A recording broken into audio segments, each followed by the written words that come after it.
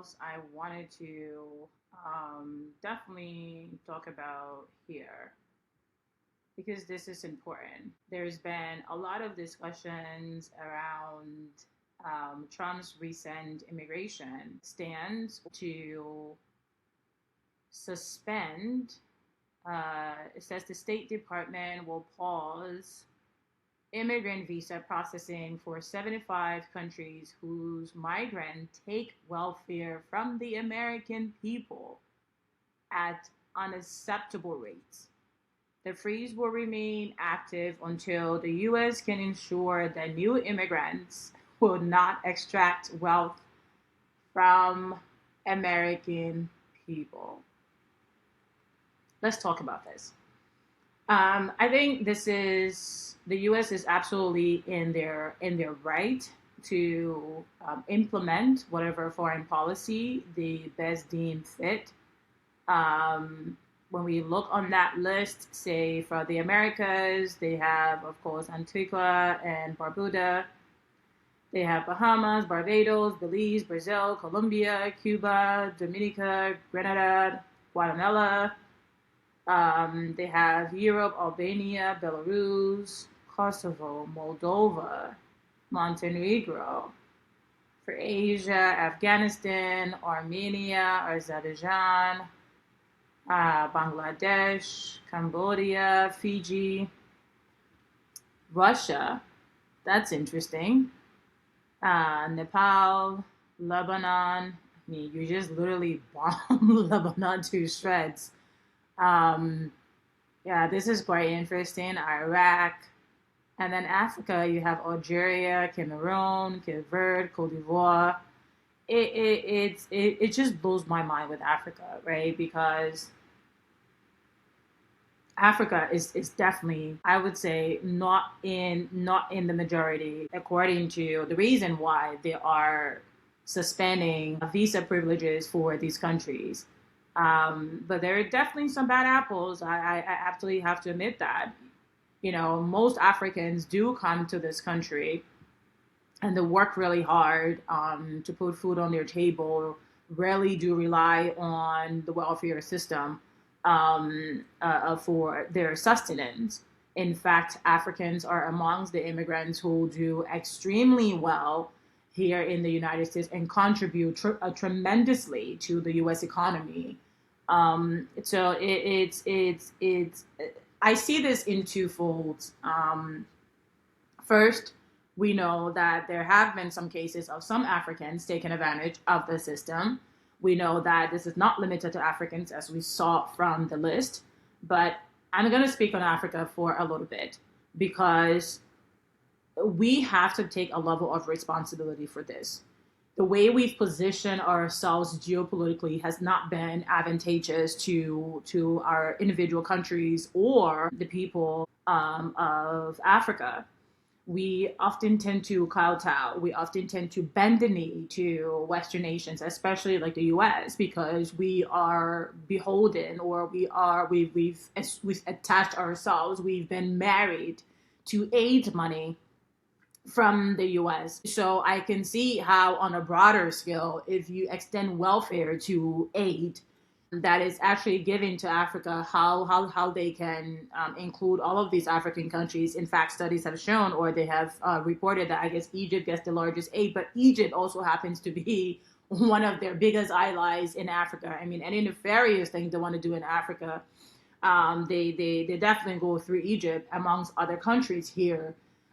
It's a wake up call for Africa and Africans to say there are a few things we have to do. First, we have to definitely wake up from our slumber, thinking that we can sustain our economies on foreign donation or by being dependent on foreign nation. The U.S., among other countries, are saying to Africa and time again, right, in many different ways. At least Trump is very blatant and bold about his stance to say, no, you're taking advantage of the American people. I agree with that. I think Africa should absolutely understand where her power lies. The individual countries should understand what their resources are And as they're so easy to give it away to the Western countries, to foreign countries, they should perhaps reconsider that completely and really understand what they can use, what mechanisms they can use as leverage to make better deals for the respective countries and for the continent as a whole. The fact that Africa does not have a seat in the UN General Assembly, Security Council, at least not a permanent seat. You have them throwing out like all these temporary seats, like Liberia was named to like a temporary seat, and it's like a dog with no teeth, right? Because there's absolutely no bite. You can just talk. Really, your voice doesn't matter. And they do this, especially the African countries, including Liberia, do this. I think from primarily for showboating, because the better way to ensure that you are represented and you do maintain your sovereignty is by really uniting as a continent. Unite forces. So when you speak with one voice.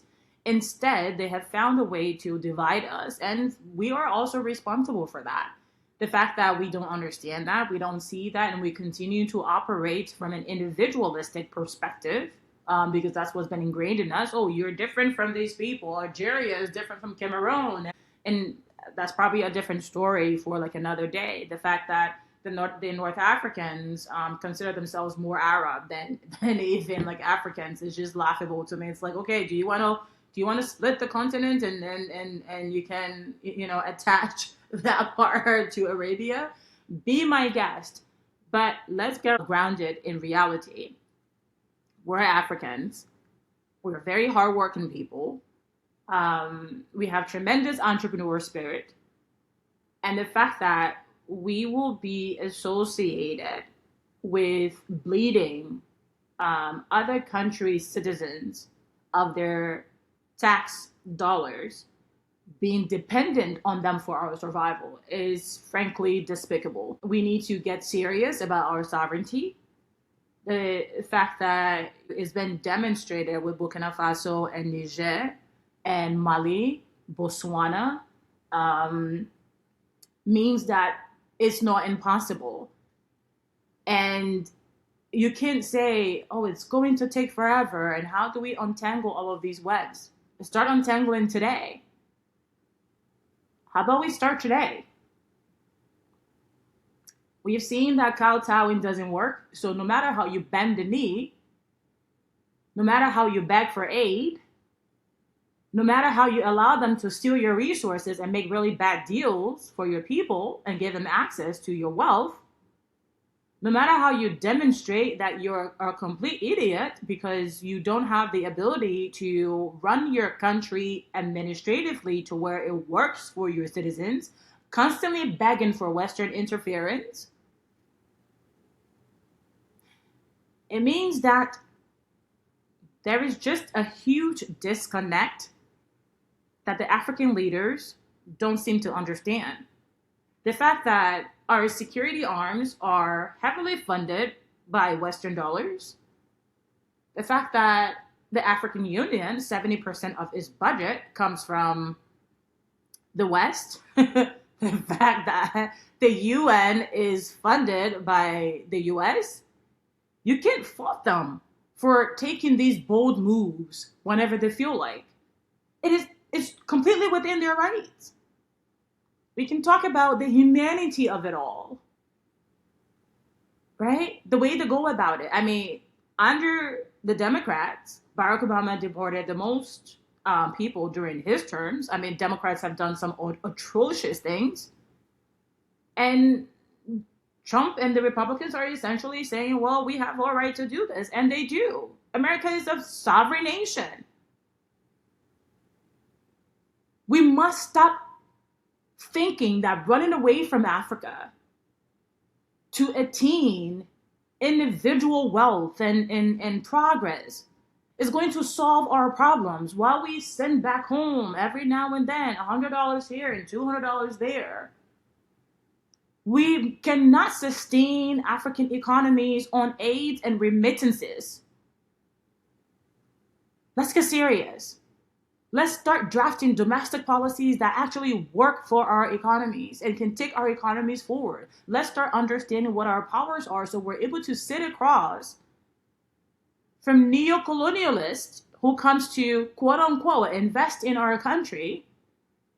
Let's understand these mind games that are being enacted upon us and negotiate from a place of power instead of from a place of weakness as we always do. There's no excuse for Africa. There's no excuse whatsoever. Let's just continue to go down this list here. I see most of these countries have Western bases.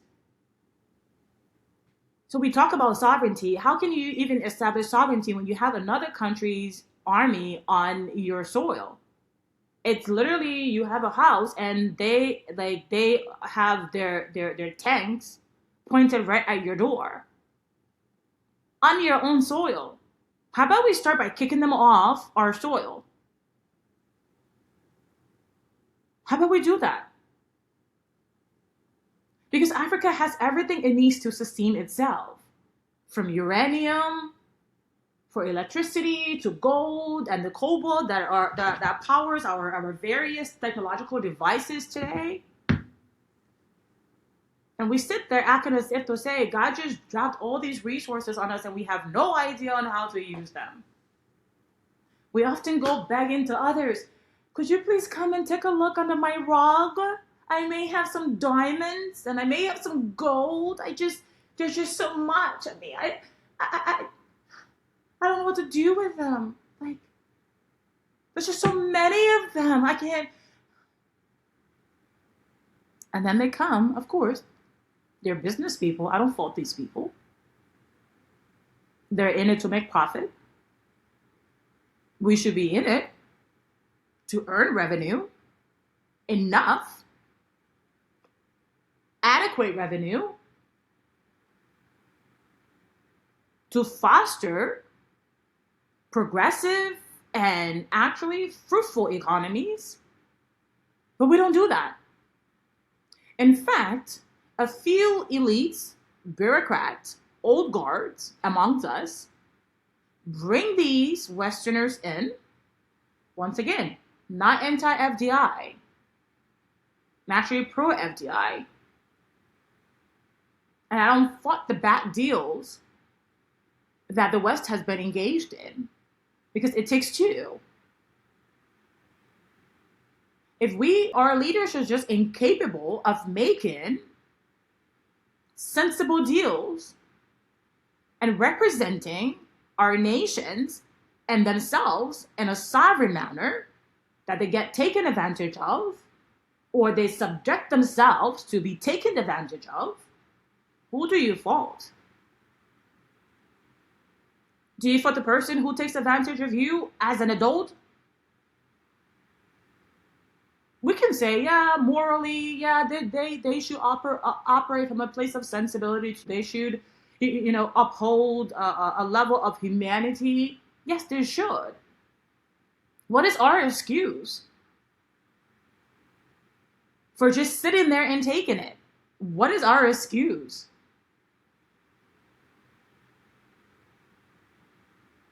I see Liberia on this list. And it truly just breaks my heart. Because Liberia often refers to itself as America, little brother in Africa or little sister in Africa. And Liberians are, Liberians in America, it's like you can't separate them. In fact, most of them claim that they are an extension of the great United States. And I think these people are fooling themselves. You're fooling yourself. America didn't found Liberia. The ACS didn't found Liberia. Liberia always existed. Liberia was the Green Coast. You give it a different name, but it was the Green Coast. It existed way beyond the ACS. It just happens to be such a habitable land, such a refreshing land that they traveled throughout the coastline. And when they landed to the Green Coast, it represented just that green, lush greenery. But there were the Bassa kings, there were the Mandingo kings, there were the Vai kings and Gola kings. Who was our first leader? One notable king, King Salboso Camara. Was he part of the free slaves? No, he was not. Liberia, as is called today, the Grain Coast, was a functioning nation. People with systems, tolerant, living with one another in peace. And in fact, when the other tribes would offend the settlers, King Salboso would be the one to defend them. And what did they do? They took advantage of his tolerance and they made the people their slaves. So we see that we see a repeat of this, and that's a different story for like another day. But the assertion that the American Liberians were better than the local people, and they forget that they came as refugees. You came as refugees. The local people took you in. And what did you do? You abused them. Studies have shown that you even sold them into slavery. You made them work on your farms and as your house boys and your house girls and took over the country and has ruled it into one that does not even recognize itself today. It's all about the elites. It's all about the 1%. You bring in investors who you know very well has no best interest for the country, but you bring them in to get your kickback. That's exactly what you do. You bring them in, they give you your kickback, whether they destroy the country or they make you coerce our legislative, which they are also idiots for being coerced, into signing these absurd concessions and advocating for these absurd concessions, billions of dollars worth,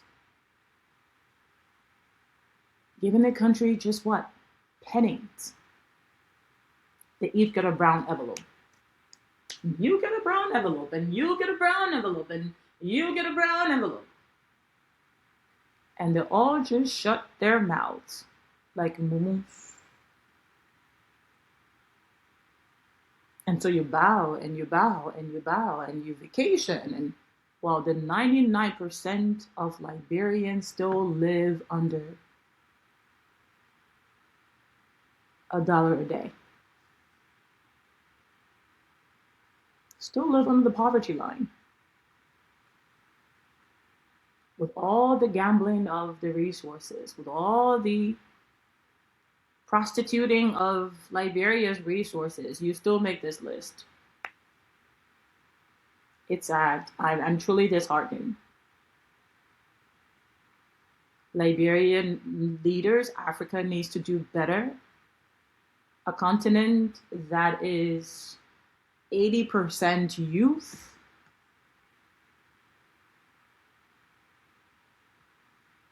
and represented by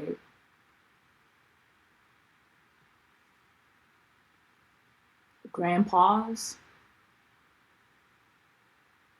strong men, systems controlled by oligarchs. Diaspora is only good to remit money. When the youth want to speak up, they say, oh, you're small and you better wake up and wake up very fast. because they tell you that you're future leaders. No, they tell you that because they don't want you looking into the bad decisions they're making today. You better wake up. We're in the majority. They're in the minority.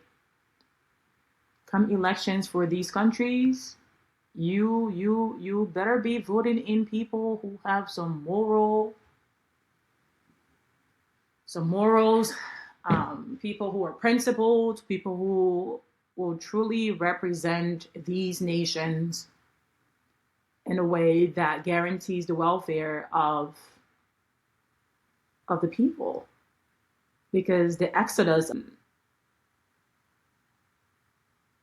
of the youth doesn't guarantee success, doesn't guarantee sustainability. Fleeing is not going to help. The world is not out there. The world is right at home. We just need better leaders to ensure that our domestic policies work for us and not for the 1%. So, all those who are crying about being on the list and being banned, the joke is on you. I know they'll say, oh, this is just for the immigrant ban, and it's not, doesn't apply to this and doesn't apply to that. The fact of the matter is that the rejection rate at the US embassy is about 80+%. With such a rejection rate and Trump's anti-immigrant policy, you really think that, oh, this is just related to immigrant visas? Okay, the non-immigrant visas are not going to be impacted. Okay, let's just fly with that and see. But it's time for you to wake up. We need to create opportunities here at home and not focus on raping other people off of their hard-earned dollars. That's what we need to do. We can't depend on the survival of the Americans or the Europeans. Their citizens have worked very hard. They pay taxes. You can't even pay your taxes here like at home.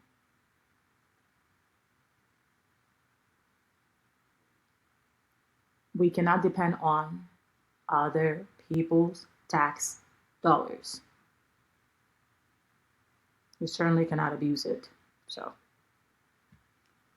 I don't support the brutality that ICE is ushering.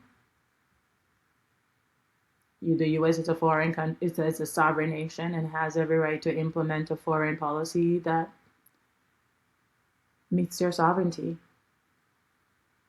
It's a sign to the rest of the world. Shape up or shape out. You don't see Botswana on this list.